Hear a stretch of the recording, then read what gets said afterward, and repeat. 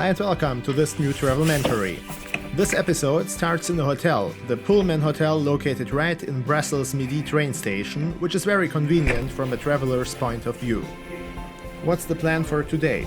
Well, you're about to see a trip from Brussels in Belgium to Cologne in Germany, and I'm doing that trip on a high-speed train in first class. At this moment, I'm still in the Belgian capital, more precisely at Brussels South train station. On the satellite image, you can see my current location in the Pullman Hotel, so it's only a short walk to the platforms. The rail service that I chose is one of the few international ICE trains operated by DB.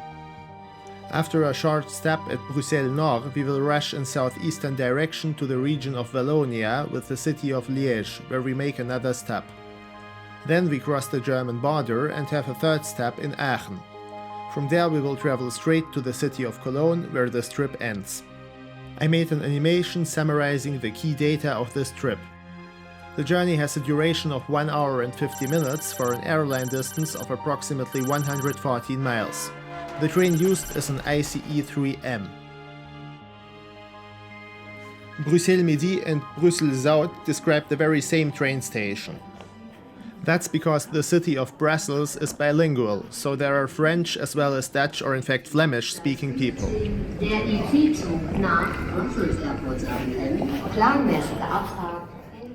In the Kingdom of Belgium there are 3 official languages, French, Dutch and German. As a first language, the latter is only spoken by 0.4% of the population, but still there are announcements on the train station in German as well.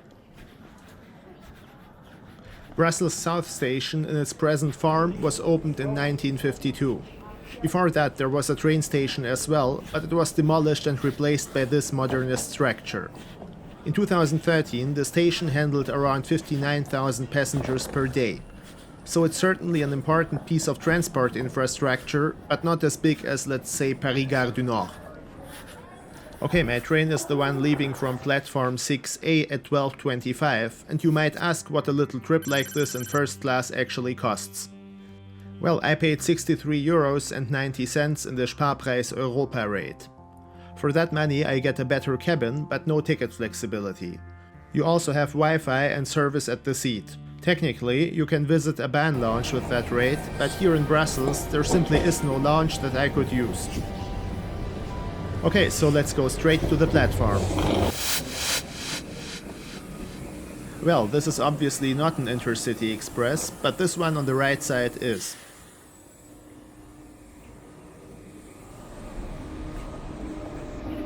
The red train on the other side is a Thalys PBA. Actually, both Thalys and ICE trains can be used to travel from Brussels to Cologne.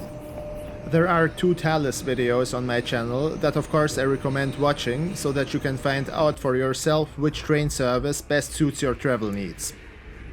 But in this video I will focus on the Intercity Express 3M. The M stands for multisystemfähig, which means multi-system capable. So essentially this series of the ICE 3 was made to be able to use foreign rails. And this is the part of the first class cabin right next to the workplace of the conductor. Here we have the other section of the first class cabin where my seat is located.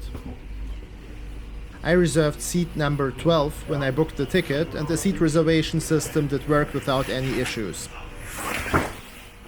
Okay, so this is my seat, and it kind of reminds me of my trip with Via Sella.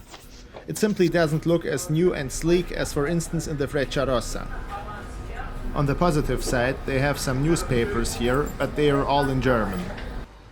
I take the Welt, and you know what? I usually read news on my phone, but here I make a rare exception. By the way, I would like to know whether you read newspapers at all, and if so, do you prefer a paper version or a digital one? Up there's a magazine, as well as the seat reservation screen and a reading light. Further above, there's a baggage compartment. Okay, we are leaving Bruxelles-Midi just to make a short stop a few minutes later, namely at Bruxelles Nord. Bonjour mesdames et messieurs, bienvenue à bord des IC international en direction de Frankfurt Gare Central. Nous vous souhaitons un agréable voyage. Goedendag dames en heren, welkom aan boord van IC international naar Frankfurt Centraal. We wensen jullie een aangename reis. Schönen guten Tag, meine Damen und Herren, herzlich willkommen im IC International Flug nach Frankfurt. Bahnhof, wir wünschen Ihnen eine angenehme Reise. Good afternoon, ladies and gentlemen, and welcome aboard the IC International to Frankfurt train. Let's have a patient, we wish you a pleasant journey. The welcome announcement was done in 4 languages, quite unusual, isn't it? We're entering the Pentagon, well, not the Pentagon in Washington DC obviously, but the city center area that is defined by the shape of the inner ring road, which more or less resembles a pentagon.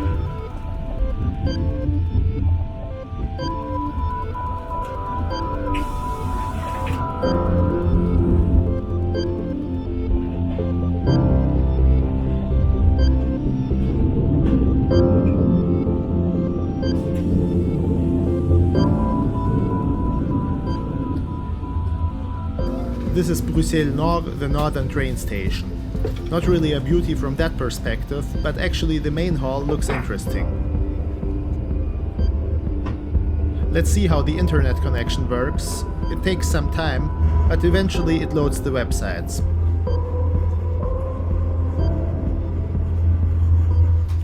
Here's my newspaper again, but let's check out the magazine, which turned out to be issued by the German government.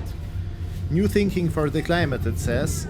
Well, it's full of articles about climate change and stuff like that. I prefer to read the menu instead. And actually, I decided to go to the onboard restaurant myself, although the train attendants go around and take orders, but I would like to show you the train. Now, if you look at the menu, you can see that there are seasonal specials.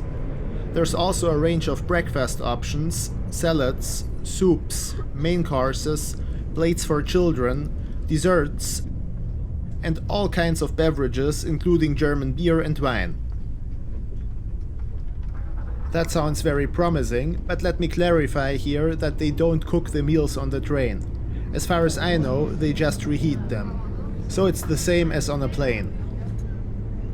One thing that I would like to know from you is what kind of public train service offers the best catering.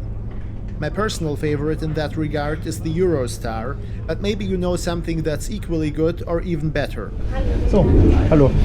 Ich hätte gern die Fusilli mit Bolognese. Ja, perfekt. Macht dann 11,70 €. Genau. Okay, so the fusilli with bolognese is the meal I chose. Okay, ja, genau. Das nehme ich aber schon mal mit. Alles klar, danke. Ja. Bis dann. By the way, this meal was cheaper than usual. It cost only €7.90 instead of €9.90.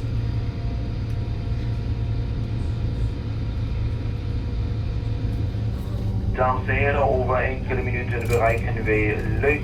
Als u een Leuk uitstapt, dan danken wij u alvast dat u met IC International heeft gereisd. Tot ziens. I'm back at my seat waiting for my order. In the meantime, we have reached the east of the region of Wallonia.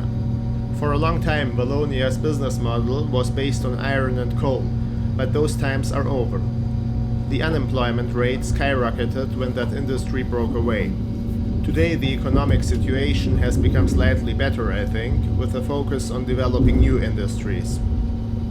Here we're in the city of Liège, the capital of a province with the same name. It has a little bit less than 200,000 inhabitants, and it's our second stop on this trip. With over 20%, the unemployment rate here is still rather high. At this moment, we are about 55 miles away from the start of our journey in Brussels. This is Liège-Guillemins, a futuristic train station completed in 2009. Oh, and do you see that skyscraper? Who do you think resides there?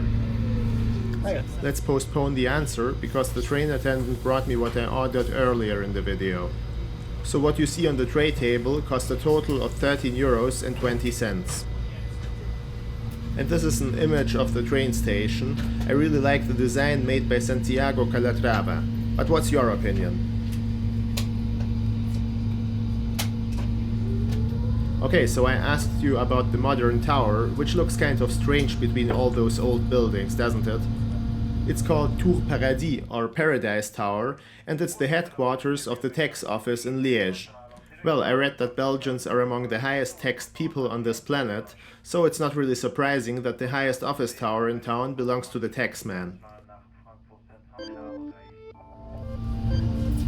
Schönen Tag, meine Damen und Herren, willkommen im IC International zum Weg nach Frankfurt Main Hauptbahnhof. Wir wünschen eine angenehme Reise.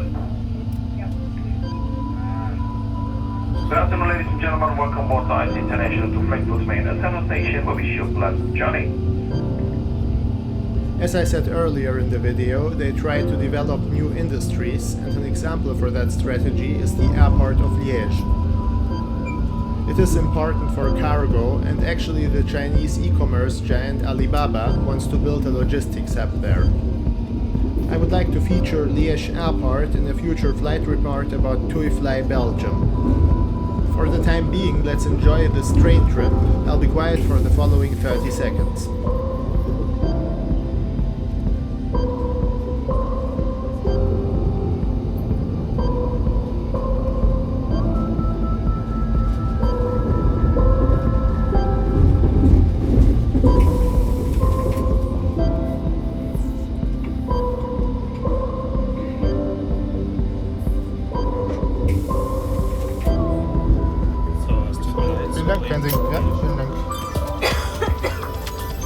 Okay, I got the cutlery, so I can try the meal.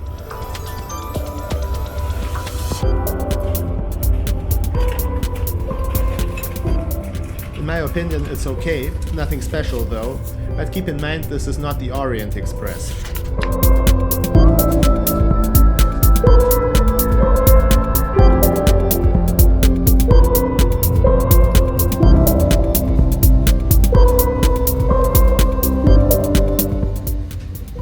We have crossed the border to Germany, and as the tag I put here indicates, we're in the city of Aachen. Similar to Cologne, it's famous for its carnival. Aachen is situated next to Belgium and the Netherlands. The red painted train next to us is a double-decker regional train. We're leaving Cologne Central Station, our third and last step before Cologne. From here we need slightly more than half an hour until arrival.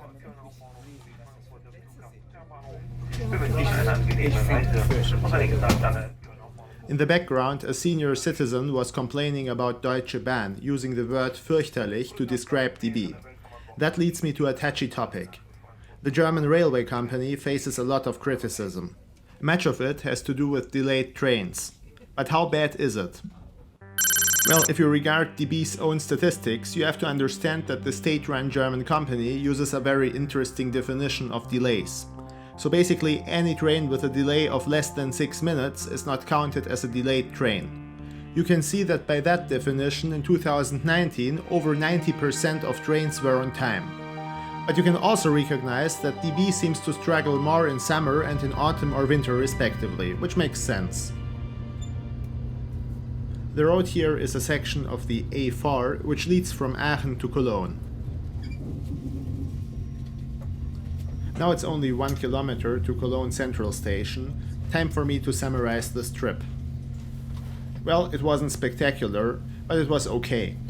The price is acceptable, nevertheless it's a bit of a downside that there's no lounge in Brussels.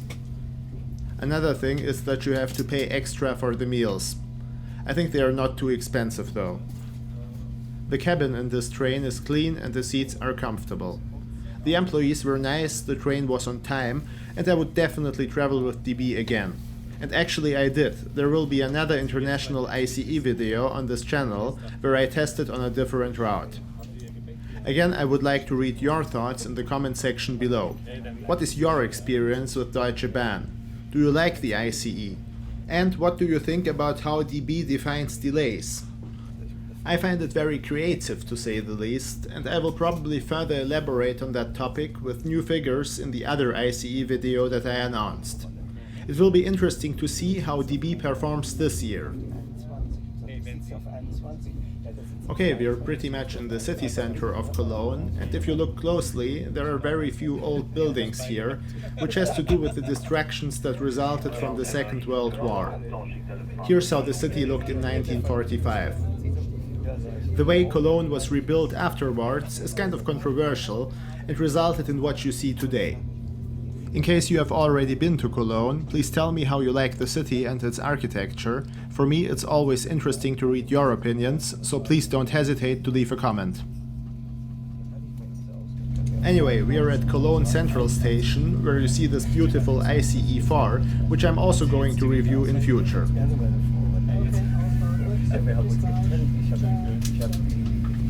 Well, our trip is coming to an end, and I hope you enjoyed this little video. If you did, please consider subscribing, as I'm working on many trip reports. Also, sharing and liking are great ways to support this channel. In the next video, you're going to see a flight with a Spanish low-cost carrier from Vigo to Barcelona. Thanks for tuning in, and have a great day wherever you're watching.